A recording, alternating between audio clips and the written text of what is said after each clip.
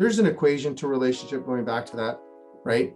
First there's contact, then there's some people call it presentation, then there's building rapport, then there might be a relationship, right? And everybody skips that rapport thing, right? And I really believe that you got to build you have to understand what the person's really looking for. And then there's no trickery dickory dock. I like when people say, sorry, man, I can't sell you. This is not what you're looking for. Go on, save your time, right? Right. And I think if I really feel there's no trickery dickory dock, we're good.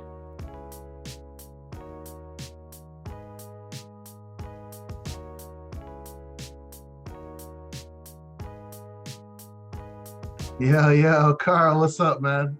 Shawn, how you been? Happy New Year. Happy New Year. Happy end of week. Happy life. Same to you, brother, man. How you been keeping?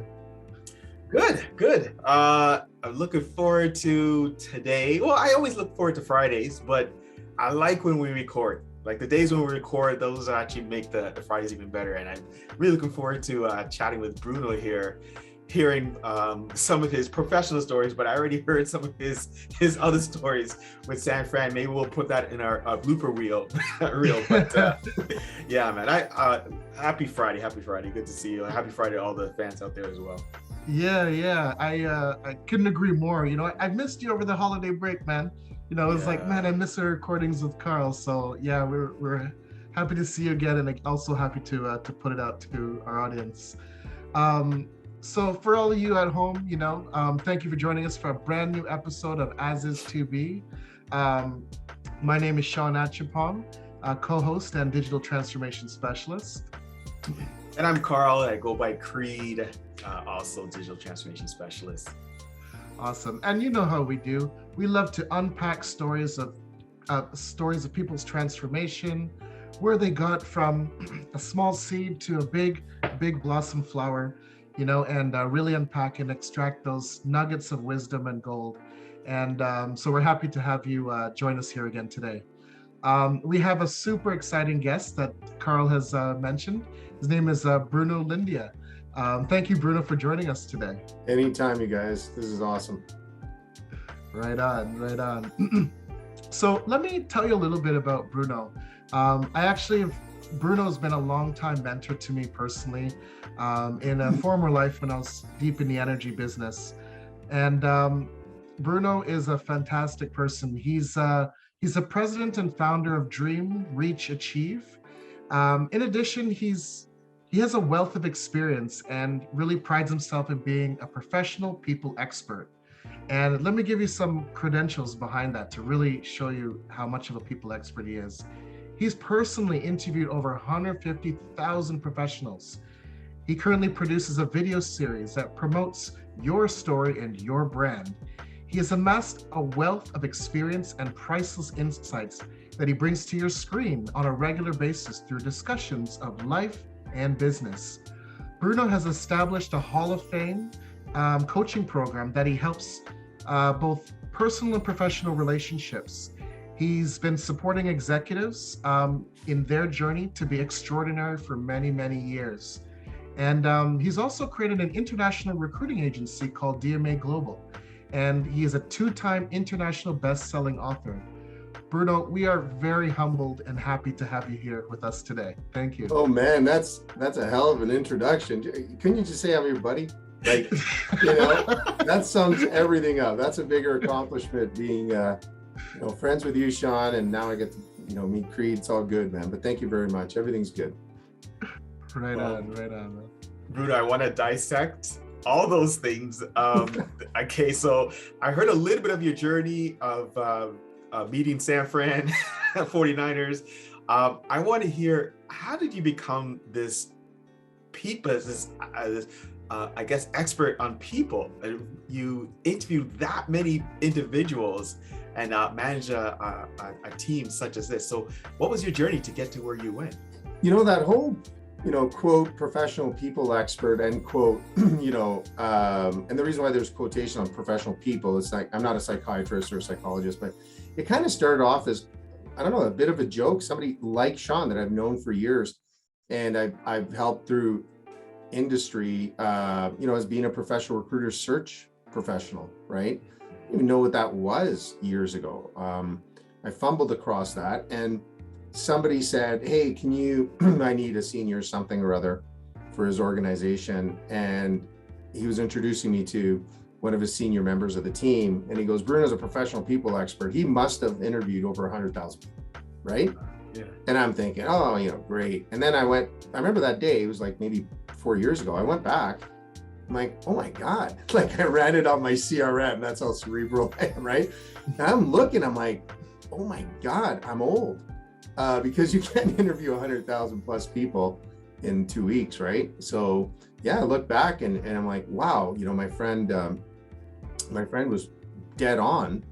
And then I started calling some of my professional recruiters I had, met 20 years ago. And I'm like, hey, dude, you're in the 100,000 club. So we kind of started this little funny thing is that, you're in the 100,000 club kind of thing, right? Yeah. But I fumbled across search. I didn't even know it existed 22 years ago. I had no idea what search was. And there was a friend of mine that, not even a friend, I didn't know anybody I had moved to Western Canada. And so I knew nobody out here. And there was a major company that was looking to build a new division for Western Canada. And they asked me, and I was kind of interested in processes and stuff like that. And that's how the journey started. It was, we were talking about football a little bit, and I was deciding whether or not to make football a career, football coaching, not playing for the San Francisco 49ers. You sure? But man, I would have burned Jerry Rice, and tell you. But no, but and it was like, it was a crossroad. I know you guys talk about transformation, and it was, it was really decision time, because my contract had ended. It was only here for 2 years. Right. And it was like either a coach, maybe at the university or something, try to get a job there. It didn't pay great money, but it was a passion. Those are the steps you need to take, or get an enterprise. Back then, SAP and Bond and PeopleSoft were coming up. I got an offer doing that, and then out of the blue, it was like somebody asked me to develop a division for a worldwide company. Yeah. And I was like, yeah, it sounds okay. And that's the journey. It was just took a left at Albuquerque, and then I promised, he was the vice president of the company, and I just said, look, if they give me some room, and they did a great job teaching me kind of the basics, and then we're off to the races. And but I did commit to him. I said, by the end of my 2 years, nobody's gonna outlearn me. And and it was a journey. It was 24/7, and I committed to being the best of what I could be, and here you are, right? So that's kind of how it started. It was a bit of a fluke. When you're explaining it, I can tell when you look back, there's some fond memories, but also give me the nitty gritty. What were some components to some hiccups, or at least I'm gonna say lessons learned that you experienced that now makes it that much easier for you in your current? Well, you know what? I'll start off with, I know that we kind of want to be as honest as we can, right? So I was so oblivious to what this was, and I think that's sometimes it's a charm, right? And it's a blessing. And I remember there was a really incredible lady. Her name is Rose Mallon. I hope she's watching. I send this over to her. And she was a seasoned recruiter. She was amazing, and she took me to a meeting, right? Yeah.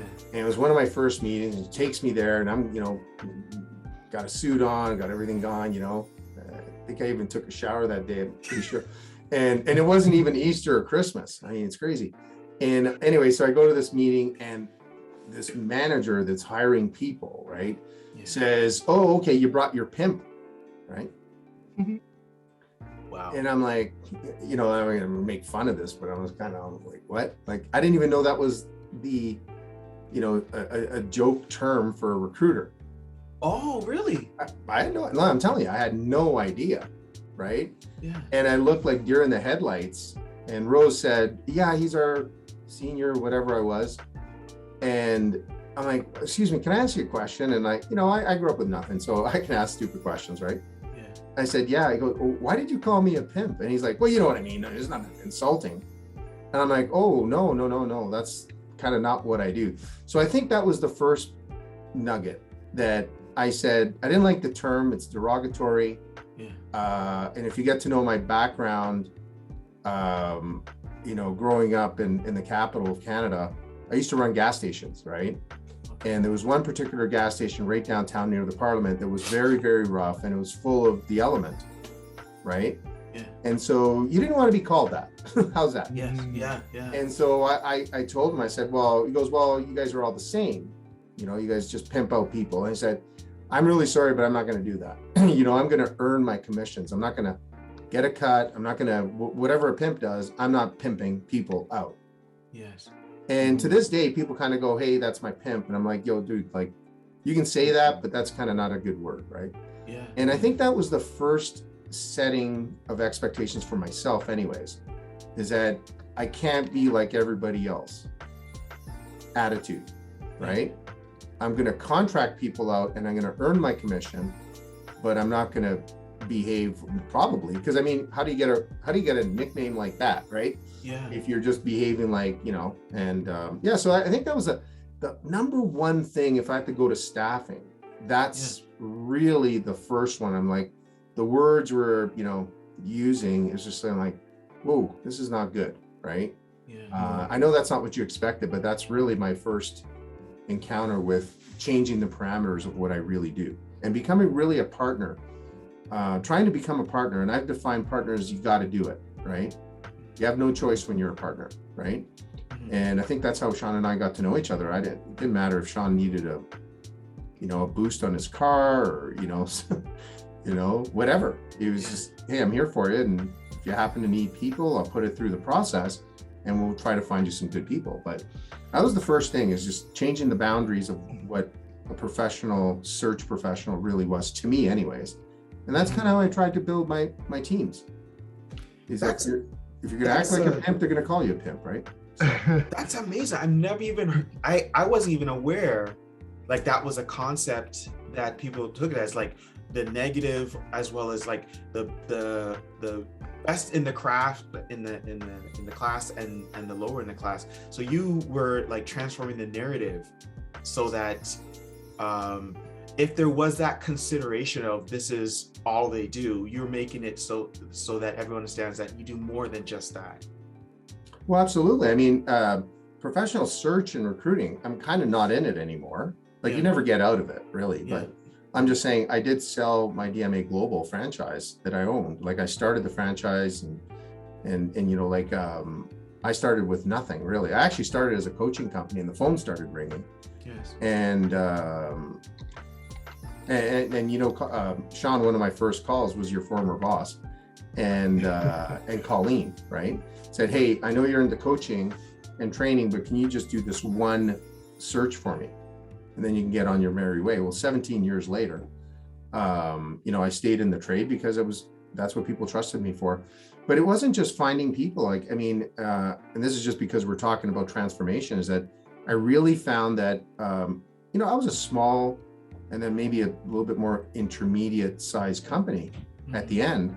I wasn't the big $1 billion company. I don't think I ever thought I'd become that. Like there's a difference between going from here to the moon, and billions is from here to Mars, right? And look at Elon, like he can't even get to Mars right now, right? So, I mean, it's not because you don't want to shoot high, but I knew I was small to medium, right? Yeah. So, and I really realized the first thing I figured out is a lot of small to medium sized companies were just hacking their way through.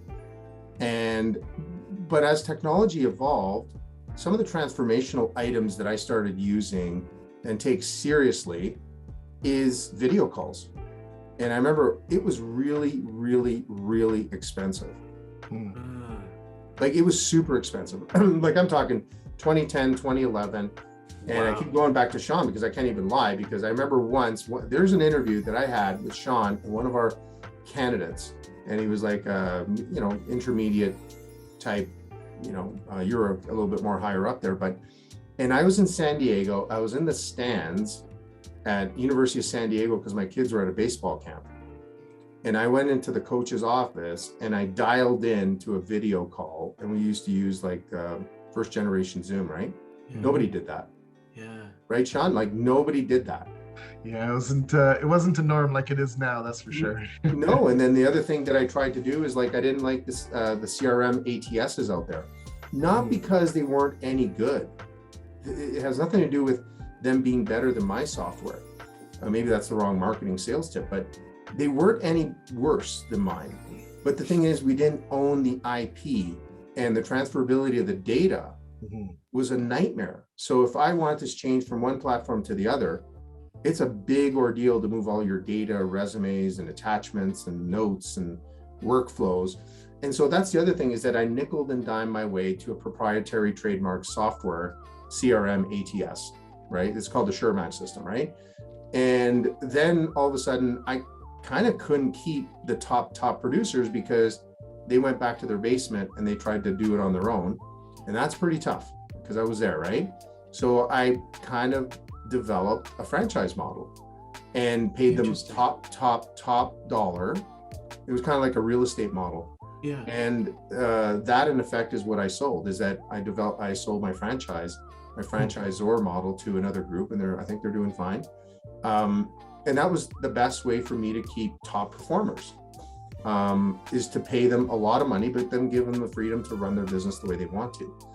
And I know that this might sound like a silly thing, but the last thing that comes to mind is we in my family, whatever, we bought an office as opposed to renting downtown, right? And at first everybody thought we were crazy because we were outside the core, right? But man, rents were crazy out here. Right. And you know what? At the beginning, it wasn't everybody's like, oh man, you're not on Bay Street, right? And I'm like, yeah, I'm doing a lot of my stuff, video and stuff like that, right? But we have a nice office. But at the end of the day, I think we isolated the risk, and that's it. I mean, I'm kind of a finance guy more than anything else. And it's just kind of like, if I'm dishing out 20 grand, 30 grand a month rent, I mean, at the end of the 10-year term, that's a lot of money. And I just didn't see the value of being downtown, right? So I think those are the four things that really drove me to make it different, because the other small companies were just kind of, filling and billing, which they made a lot of money, right? But at the end of the day, you hit a pandemic. Who was ever think of a pandemic? But you got to isolate your risk, and you have to insulate yourself, right?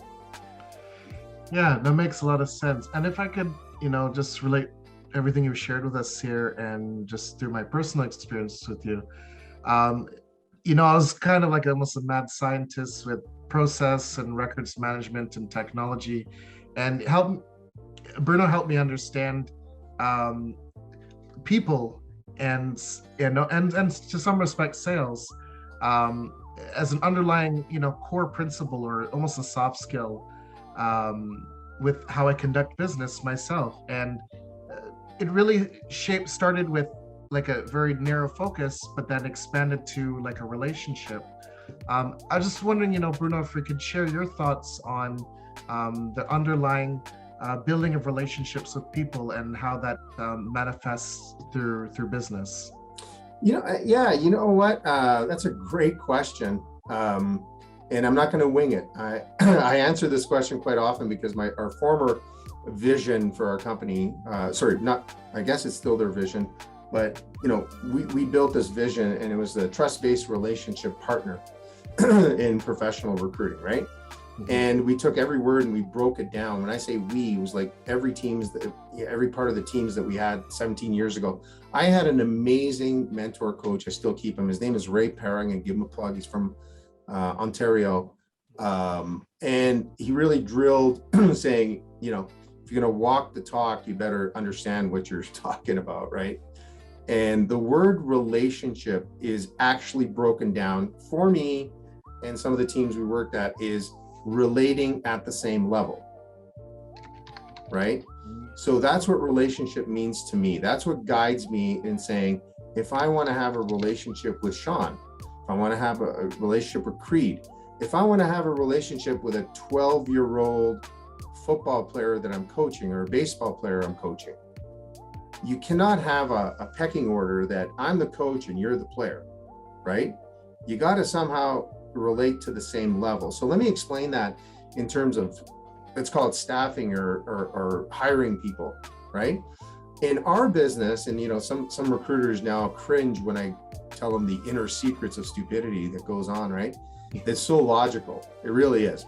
Is if I got a call from Shawn and he was a hiring manager, I make money off of Shawn. So the client is always right. So I treat Shawn way better than I would just a measly candidate that's looking for a job. Does that make sense? Mhm. Right? Because I don't care what the hiring situation right now is, because I have my opinion about it. But if you're looking for a job, you're not as attractive to professional recruiters as a hiring managers that are paying you a fee, right? The magic to relationship is treating Shawn as a hiring manager with the utmost respect, but also understanding that the candidate is a person that's just looking for work. So if you guys want a nice little arithmetic equation, I write down this in my training, is that a hiring manager equals a candidate minus a job, right? Right. And a hiring manager is a candidate plus a job. So as soon as that candidate gets a job, you do business with them. Like, why would they want to do business with you if you treated them like shit?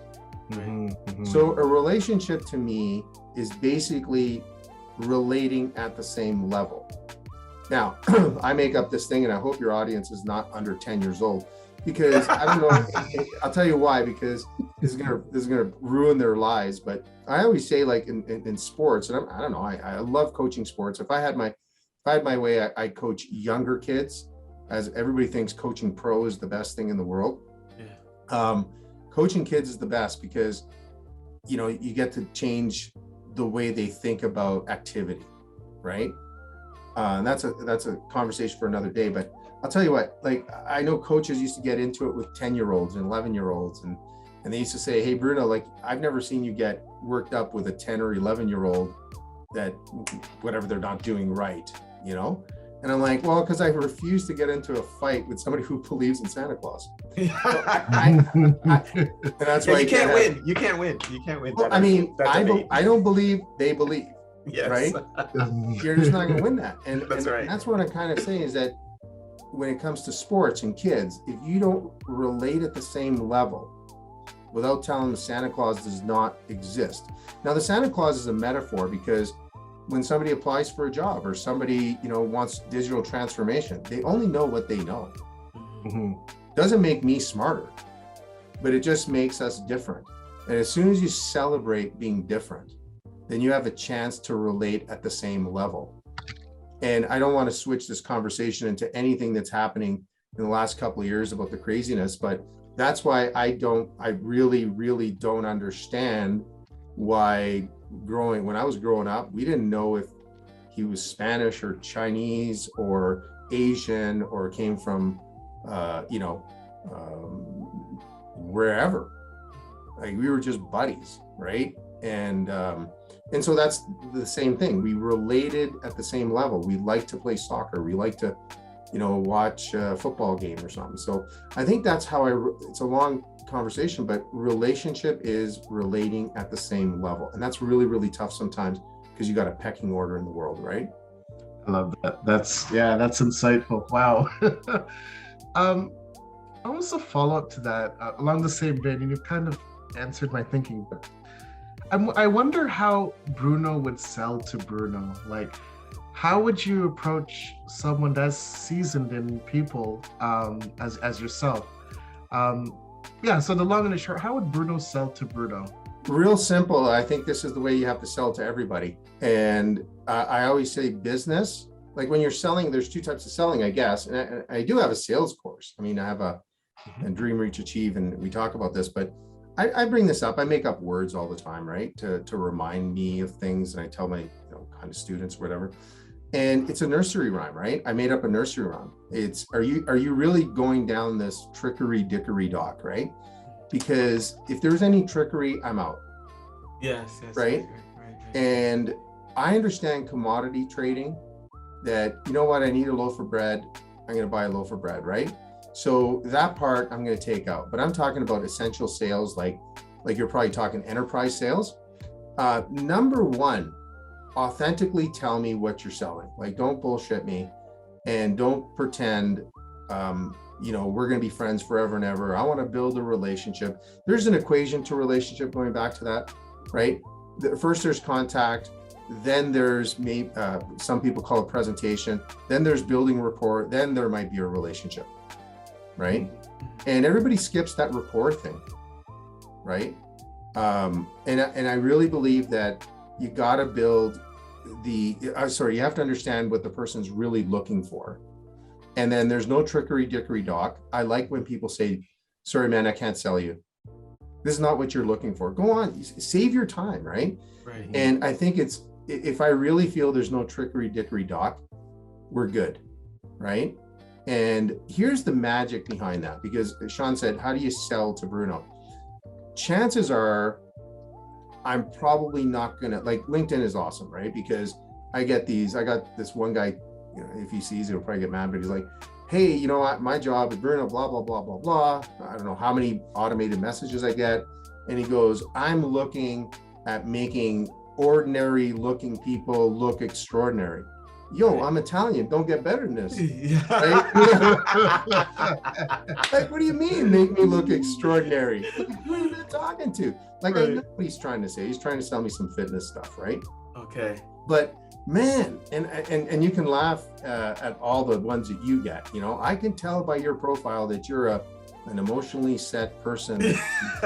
And I'm like, my God, like I said, I'm Italian. Like we have a control mechanism for not getting mad. We go from, we count 1 to 10, but there's no 2 to 9 in Italian, right? So you just blow up, right? Right. So you're not going to change me, right? So I think the biggest thing about selling somebody is that, let's say you're going to try to sell me on 10 things. This is my point, right? Yeah. I get approached on 10 things. I might be in need of one. And maybe I want the other one. So you got 2 out of 10. But if you do a really, really good job, say with me, right? I'm going to remember Shawn and I'm going to remember Reid, because in my business, it's all, referrals. Life is referrals. Then I'm going to, bump into Greg, and he's going to be looking at one of those 8 things that I'm not buying. Like, dude, you got to call Shawn. And there you go, because you didn't use trickery dickory dock. You took the takeaway and you're really focusing in on what I need and I will buy. And the other 8 things, chill out, just tell me you do it, and we're going on, right? So that's kind of how I approach it. And in staffing and search, I needed to learn how to do sales. I had no idea what sales was, like 0, 0, 0, 0. I took every single course. I took the good and the bad. But at the end of the day, if, Reid, you're not hiring, say, software developers, there's no sense, I'll talk to you, I'll help you out, I'll help your sister-in-law maybe find a job, or brother-in-law's friends, girlfriend's boyfriend, whatever. Yeah. But I know I ain't selling you software developers.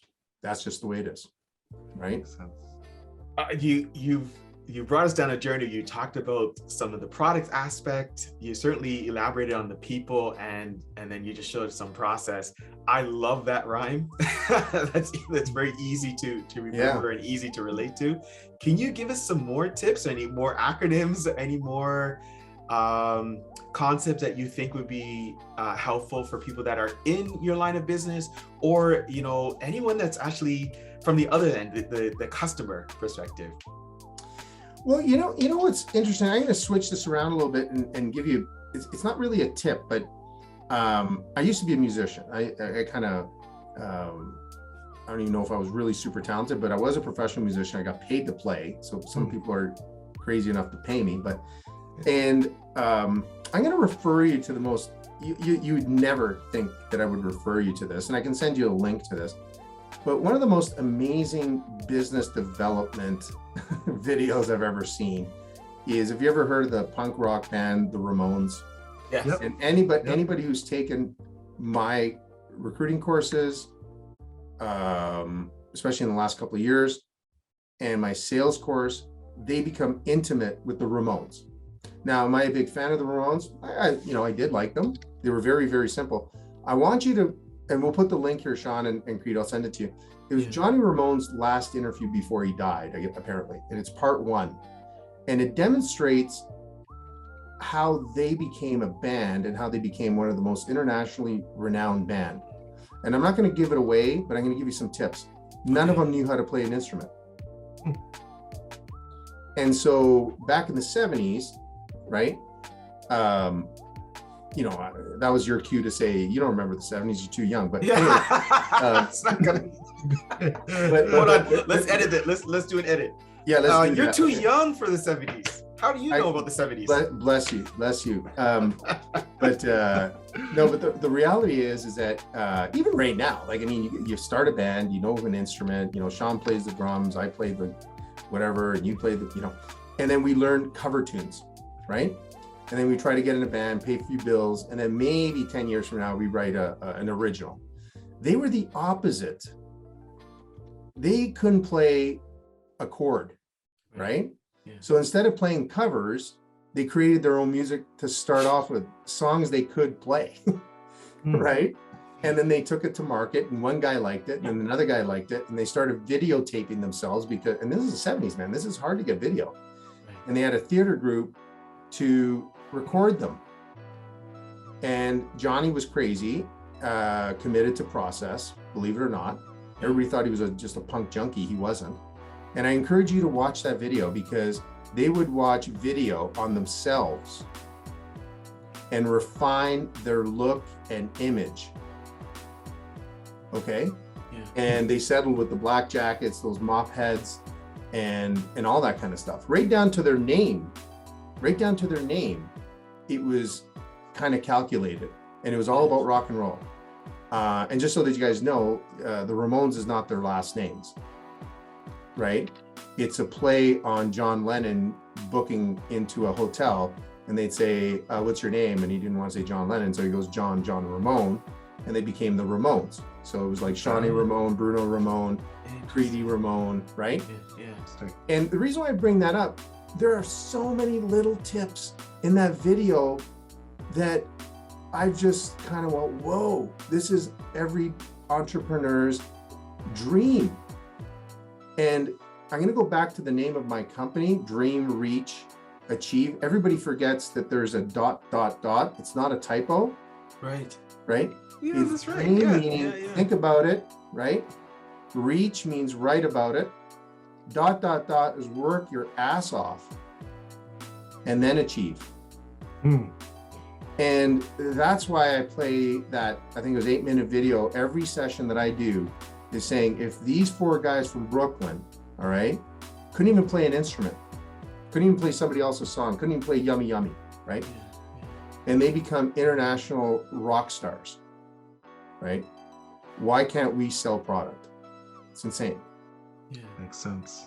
And I think it comes down to the passion for your rock and roll, whatever your rock and roll is, right? And my rock and roll was not really recruiting. That's kind of, ooh, that hurts, right? Yeah. And it really wasn't actually football or sports. My rock and roll was, and is that I don't want to let my family down, right? And that's a conversation for another day. Mm-hmm. And my kryptonite. You can say it here. I don't want to cut you off, but that is, I totally in tune with what you're saying. Like it resonates so much with me. Yeah, I mean, the reason why I didn't run away and start a punk rock band is because I felt that I was responsible to my family, and I'm like, oh man, I can't fit 2 kids and in a Volkswagen van. Like, that's movie shit, right? Yeah. And people, and the reason why they don't do that in Canada, I'll tell you, it's too cold. Yeah. Like, you can do that in do that in California, and pack a few kids in a van and live on the streets for a little bit, the coast of San Diego, but you can't do that, right? Yeah. So that's why maybe we're more grunge rock here. But anyways, that's it. You got to find your rock and roll, and your rock and roll is not your item list. Is and you know what? As much as I think that my responsibility really put me to the another level from where I grew up, it's also been my kryptonite, because it's kept me from maybe following my real fun dream, but I didn't want to hurt my family, right? And that's something that you find. I'm being verbose, but I'm super comfortable with you guys. But hey, I'm throwing this out. It's like, there are people that kind of follow their dream, make millions and millions and millions, but never see their family. And is it really, really what you want in life? If it is, good. Alienate yourself and and do it. And then, at the end of the line though, don't complain that nobody's calling you when you're in the old folks home, right? It's like, it's the way it is, right? So I think that's kind of the big sales thing is, please watch that Ramones thing. It's absolutely amazing what Johnny and those guys did, right? Cool. Yeah, I got to check that out. And you see, Carl, this is why I love talking to Bruno, just a fountain of information and insight and wisdom. This has been really, really excellent. Just final question before we close for today. Like, how can people follow you? I'd love to share you all to myself, keep you all to myself, Bruno. Yeah. I want to share the love out there. So how can people follow you and learn more about you and your journey? Well, we'll put some links down here and everything like that. I'm just flattered if anybody calls and asks me a question, to be quite honest with you. I'm from Centertown, Ottawa, but anytime somebody wants to ask a question or something like that, but I have dreamreachachieve.com. You can do that. You can just, link over here, go on my LinkedIn, give me a call. I click everywhere, but at the same time, I guess what I'm focusing in on right now is it's kind of our new venture in the last couple of years, and it's called Megapix Media. And what it is telling business stories. And you guys are going to be on our platform because we're going to put all your videos on ours. I already awesome, man. That. And what it is telling stories that you're telling stories, and you guys are an amazing story. And so it's YYC Calgary Business. That's the one that you'll find some of the stories on right now, but we're across Canada. And I have a program on there, believe it or not, and it's called And B, like ampersand B. And it's like, it just gives an opportunity for people like yourselves to tell their stories. And my tagline is, it can't all be serious, right? Yeah. And the reason why is because interviewing 100,000 people, everything was confidential. You couldn't talk about anything, blah, blah, blah. So I kept a lot of great stories confidential because I couldn't tell people, right? Yeah. And now they're like, we're having open interviews, and this is a lot of fun. Digital age has been a lot of fun, right? Because now, Shawn, can you imagine like every conversation we used to have when you hired, you couldn't talk about it to anybody. Now there's like, so that's kind of how you can find me, and anything you need, just give me a call. Excellent. And we'll make sure we have it all posted within this video and in the description below. So, and there you have it, folks. A fantastic conversation today. Thank you again so much, Bruno, for joining us today. Carl, as always, it's been a peach, brother. It's been a peach. It's been a peach. Bruno, you really are the people expert, and I was listening to every single word. You're a great storyteller as well. So thank you so much for joining us on this. I would love to have you back. I want to hear more stories. Absolutely. Yeah. So thank you for joining us. Yeah. You know what? I'm good. I grew up with the best storytellers, and the best stories are the real ones because you don't have to make them up, right? Yeah.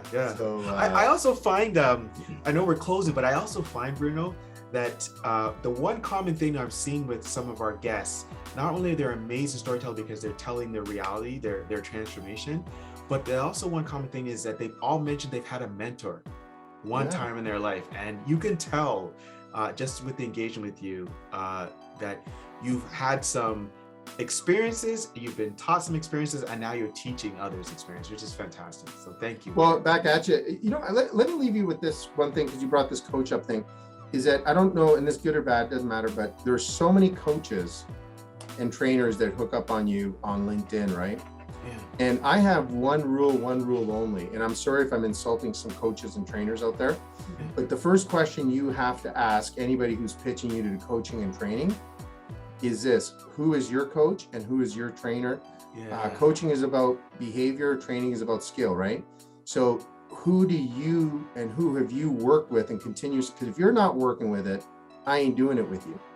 And I can tell you that that's been the saving grace for me, is because, man, without people like Ray, and I can go the list down, and I pay for it.